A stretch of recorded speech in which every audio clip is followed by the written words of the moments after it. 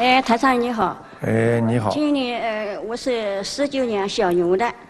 19年属牛的。请查一查我的身体健康。49年属牛的是吧？哎。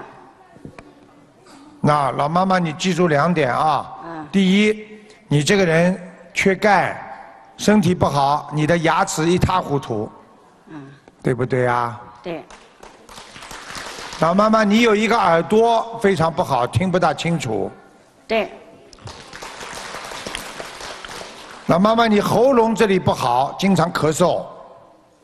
咳嗽也。对。还有，我往下看啊，你妇科也不好，你的腰痛，右腰非常痛。腰有时会痛。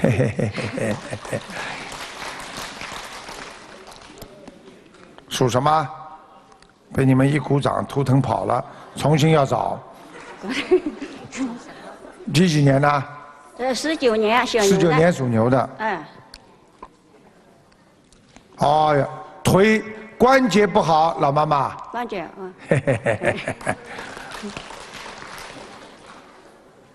没有什么大问题。关节以后有没有问题啊？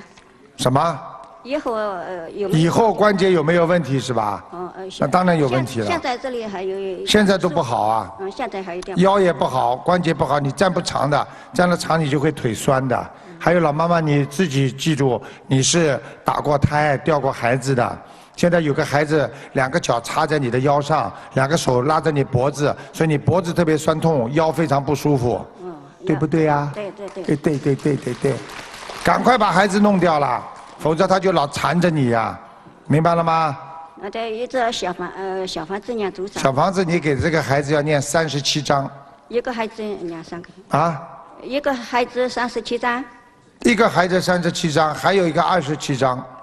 老妈妈，我告诉你，等你念完之后，我可以让他们到梦里来给你看的。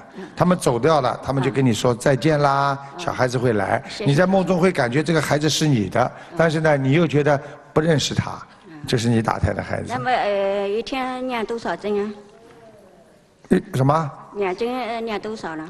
一天要念多少功课？大悲咒念17遍，心经念27遍，礼佛念3遍。好吗？好了。谢谢。还有一个7、8年生的2个小马的牛一男，你们看看婚姻怎么样？哎，以后一个人看2个太长了，别人都抽不到了。几几年的？7、8年的小马的2个都是小马。7、8年属马的，男的女的？一男一牛，婚姻的看看怎么样？